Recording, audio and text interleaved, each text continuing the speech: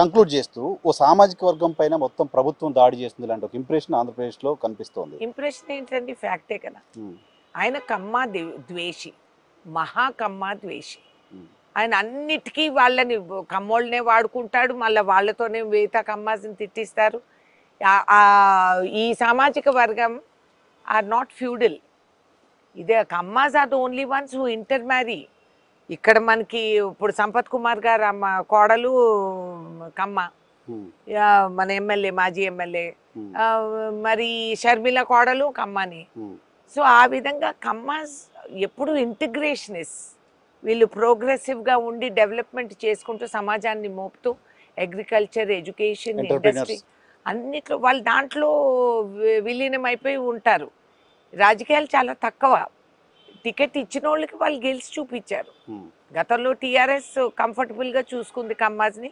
6 seats ఇస్తే 5 గెలిచాం. కాబట్టి ఇప్పుడు మనం నెగ్లెక్ట్ అవుతున్నామేమో అనే ఒక ఫీలింగ్ కమ్మాజ్లోకి వచ్చింది. ఆ జ్యోతి అట్లా వెలుగుతూ ఉంది. దేని విధంగా వాళ్ళు తక్కువ? దేనికి తక్కువ వాళ్ళు? అన్ని విధాలుగా సమాజాన్ని డెవలప్ చేసి గుంటూరు ఏరియాల్లో ఎడ్యుకేషన్ అంతా తీసుకొచ్చిందే కమ్మాజ్. అండ్ ఎన్నో scholarships for higher education for poor students. మా చుట్టాలే ఉన్నారు అమెరికాలో మెడిసిన్ చదివే పిల్లలకి ఆర్థిక శక్తి లేకపోతే వాళ్ళు ఫండింగ్ ఇచ్చేదానికి. రాజధాని మొత్తం కమ్మోల కోసమే కట్టాడు అని ఒక క్యాంపెయిన్ ప్రభుత్వం చేస్తుంది. అది వాళ్ళు చేసుకుంటే ఆడు ఉండేది ఎక్కువ సంఖ్యలో వాళ్ళు ఉండొచ్చు. అయినంత మాత్రాన వాళ్ళకే కట్టారని అంటాం కూడా చాలా ఫూలిష్. భూములు ఇవ్వలేదా? ఫ్రీగా కట్టారా? నీ ఆస్తిలో వాటా తీసుకొని కట్టారా? కాదే. అసలు ఎక్కడ కట్టారు? ఏం కట్టారు? నువ్వు రోడ్డు ముక్కలు కూడా తీసుకెళ్లి మీ ఫామ్ హౌజుల్లో పెట్టుకున్నావు, పెచ్చులు తీసి. అంత దుర్మార్గానికి లొంగిన వాడివి. పేదవాళ్ళకి కట్టించిన గృహాలు నువ్వు పంచలేదు. ఆయన కట్టాడు కాబట్టి నేను ఇవ్వనంటే ఈ సుపనత్తానానికి ఎవరేం చెప్పగలుగుతాము? ఆ మీన్ సైకో మెంటాలిటీ. ఆయన నిజంగానే బార్డర్ లైన్ సైకో. ఇప్పుడు కాదు నాయన, ఆయన స్కూళ్ళ రోజుల నుంచి ఇదే చరిత్ర అయింది. ఆ పాపం ఆ రాజశేఖర రెడ్డి గారు ఏమన్నా సుఖపడ్డారా ఇట్లా అబ్బాయి ఉన్నాడని? ఇంత దుర్మార్గానికి ఆయన లొంగిపోయి ఆ విధంగా చేయటం, ఒక సామాజిక వర్గాన్ని నువ్వు వేధించటం ఎన్ని రోజులను ఓర్చుకుంటారండి ఎవరైనా? నువ్వు సామాజిక ధర్మం నీవు అట్లా నువ్వు అంతగా ఉండి నువ్వు హిందూ కూడా కాదని చెప్పి నువ్వు వస్త్రాలు ధరిస్తే ఎవరన్నా వద్దన్నామా? కాదే. That is the greatness of Hindu dharma and of Kammas also. So ఆయన ఫూలిష్. అమరావతి కాదు కమరావతి అని వ్యంగ్యంగా ఊగుతూ తూగుతూ చెప్తా ఉంటాడు. అవును, కమరావతి పెట్టు పేరు. సత్తా ఉంటే పెట్టు కమరావతి అని పేరు. మళ్ళీ ఆ దమ్ములు లేవు. అక్కడ తోక ముడుచుకొని ఇంకెవడో కమ్మ కొడతాను నన్ను అనిపిస్తాడు.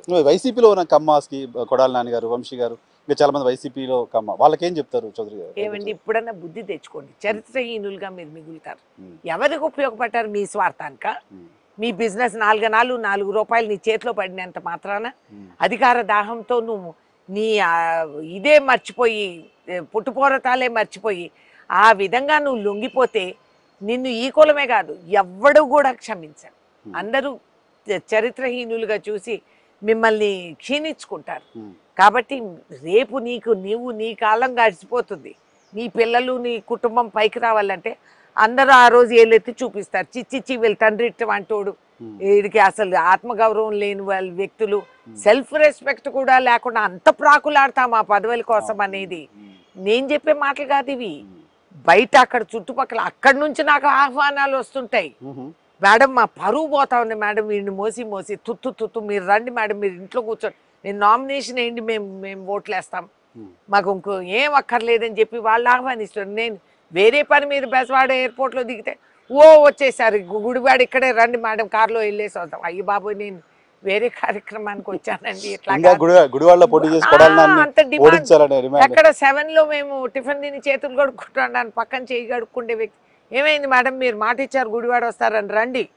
మీరు ఎక్కడి నుంచి వచ్చారు సార్ అంటే ఆయన మేము బెజవాడ నుంచి హైదరాబాద్ వెళ్తున్నాం, అందుకని ఆగాం. మీరు రావాలి మేడం, ఇట్లా అట్లా.